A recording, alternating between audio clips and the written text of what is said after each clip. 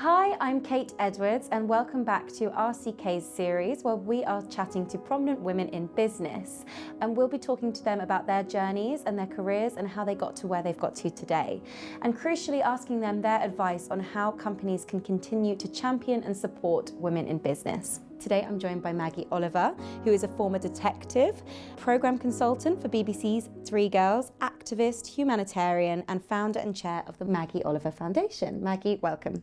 Maggie, can you tell us about how your journey has developed and how you've got to where you are today? How long have you got? Well, I started off in life really, I'm just an ordinary woman, you know, and then I got married and I had 4 children, and I was completely immersed in being, for about 10 years I was like a stay-at-home mum, helped run my husband's business. He was a builder actually, he was a joiner. He died in 2005, and then at the ripe old age of 37, I decided when my youngest son went to school that I was actually going to teach. So I hadn't been to university, I'd been in college and I'd done languages and I'd travelled, but I went back to Manchester and I did a humanities degree, and in my final year applied for teacher training, which I got into, but before I knew that I'd got in, I thought, well, if I don't get in, what else can I do? And I thought, maybe the police. So I applied for Greater Manchester Police and I got in. I was posted into Moss Side, which was in 1997 was a really difficult area to work in because there were a lot of gangs and guns and drugs, and I couldn't make up my mind as to why they had sent me there. You know, I was like a mum, fairly normal background, but it was a really inspired posting really, because most of the people who worked there were like young lads and they wanted to be involved in all the fast cars, but I ended up doing a lot of the rapes, a lot of the domestics, the children that were missing from home. And then 2 years in I was asked to do a witness protection job, no training, no background, and a very, very high profile job. And really the rest of my career was spent in serious crime. The police then, and I would still say today, is very much a male orientated organisation. It is predominantly run by men, and you know, as a woman, particularly a woman of 41, I was extremely unusual. I had very strong ideas of what was right and what was wrong. I would often be the voice that was offering a different view on certain things, but I had some really good bosses, and bit by bit I went in the CID, I became a family liaison officer, and I kind of carved out a niche for myself in the area that I was really good at, which was with vulnerable people, with victims, with families who had lost somebody in a murder. I did kidnappings, and so I loved my job. I changed direction. I went in CID and I worked almost exclusively on murders really after that. And loved my job. Did have a lot of challenges as a woman, but I did stand my ground. I was approached and asked whether I would go on to a new job that became called Operation Augusta. In those 2 years, we only had a small team to start with, but we identified, even initially, about 100 paedophiles who were grooming and sexually abusing these very vulnerable children. And we put a report together that went to the very top of Greater Manchester Police, what we call the Gold Group, and that includes Chief Constable, Assistant Chief Constables, Head of Crime, and we made a plea for more resources and for the Major Incident Team to be given this job, and we won that argument.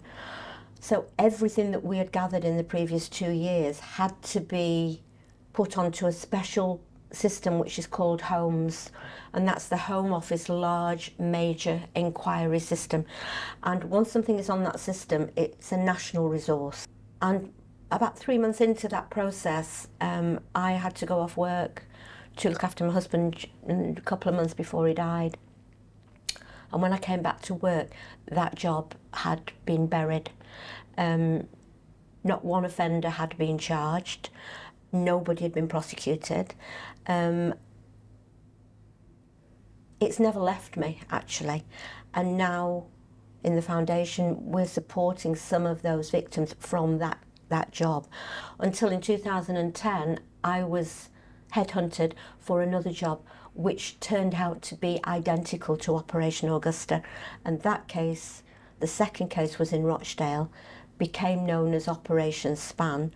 And that case is the case that some of that story was told in Three Girls. And eventually, even though it made me very, very ill, I felt I had no choice but to resign, to speak out publicly about what I'd seen. But I had been threatened with, if I spoke out, that everything I knew was highly confidential, and I could go to prison. So I had a really traumatic couple of years, probably 18 months.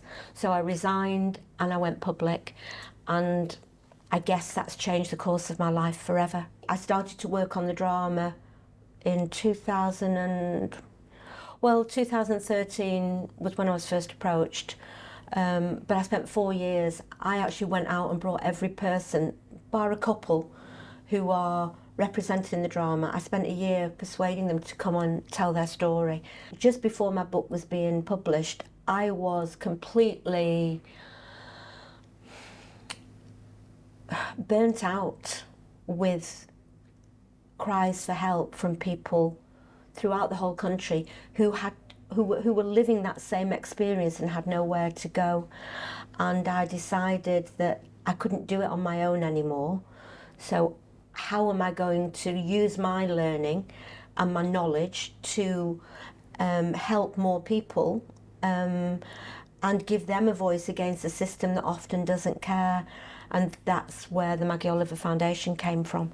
And what obstacles did you face along the way when you were setting up your foundation? Other than, obviously everyone against you in terms of setting the business and the charity up itself, what kind of, stood in your way? Yeah, I think I was very naive. I thought you'd fill a few forms in and you've got a charity. It was nothing like that. So the obstacles were, I went from a standing start. I had no experience of charities. It was a very lonely journey. Because although I had colleagues who supported me, nobody would really stick their head above the parapet because I lost my job. I lost my home. I lost my income. My husband had died. I threw myself into a world where I didn't know where my future would go.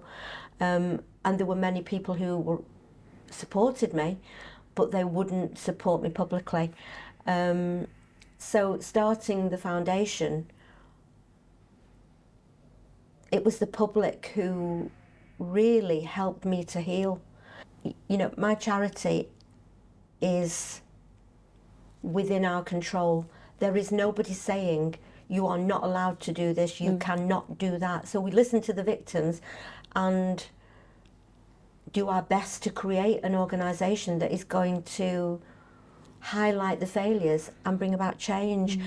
Money doesn't drive me, it never has, but you need a certain amount because you can't run a whole charity just with volunteers. You do need staff. The volunteers are fantastic and we couldn't do what we're doing without them, but you need somebody whose job it is to manage the volunteers, and we're doing an unbelievable amount of work. But the passion is there and the determination is there. So anybody who's listening who would like to support it's a small charity, but we're a national charity, and we've grown a lot. You can look on our website and see some of the work we're doing. Yeah. So that's the main challenge. Yeah. And how did you grow the reach of the charity initially? I'm an expert in my field now because I've lived and breathed it every day, probably for about 15 years. So I know my subject. I speak to victims. I know how badly they've been treated, and I know where the gaps in the system are. I also like to see myself as a woman who has just used her voice to speak the truth and be heard. I'm in a place in my life now that I've never felt more invigorated, really, or prouder of what we're doing, and we really are changing lives, and that is a fantastic position to be in, and to know that that's come from something so bad. You know, the motto of the foundation is transforming pain into power and empowerment, and we all have pain in our life. I mean, I've had a lot of trauma. You know, I lost my husband, I lost my little granddaughter, I walked away from a career that I loved.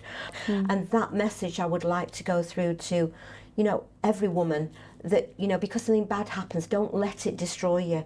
Find a way to make good come from that. Yeah. And you touched on it a little bit there. What would you say to any woman who was at the start of her journey, starting her own business or her own charity? What advice would you give to her? Go for it. Yeah. Know that your life will actually be taken over. You know, your life isn't your own for probably 3 years.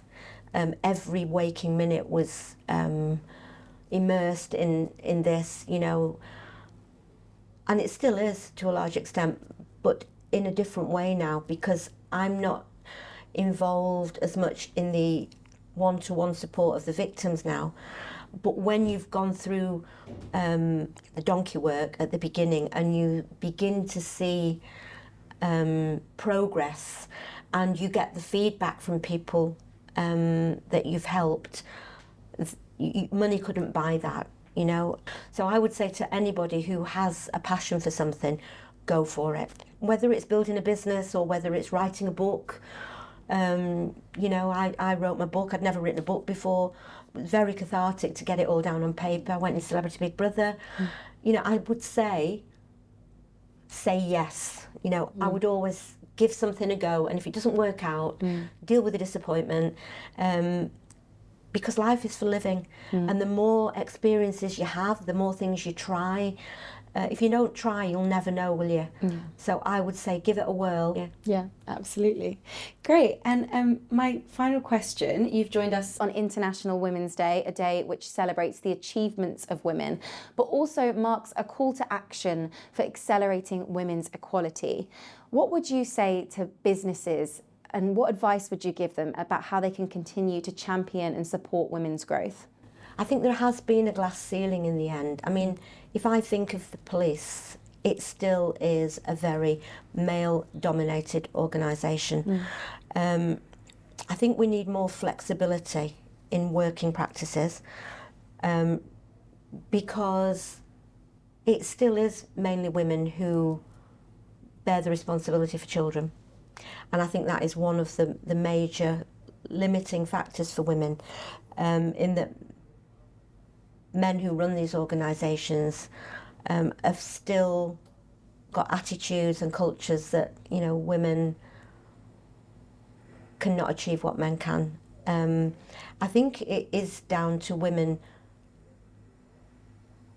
to challenge those views, and to fight for equality and stand up for what you believe in. And that isn't easy. And I know that from first-hand experience, but it can be done. I think I've always challenged, if somebody says you can't do it, I've always wanted to challenge and show that I can. For me, leadership is about inclusion. It's about supporting your workforce. It's about listening to them. It's about giving them an opportunity to thrive and allowing them to develop their own role. And I know from my experience that I am the best at the things that I like. So allow your staff and your team to have a voice in which direction they want to go in. And I then think you can't go far wrong. No. Yeah, that's what I believe. Thanks, Kate. Thank you so much. That was great. You're welcome.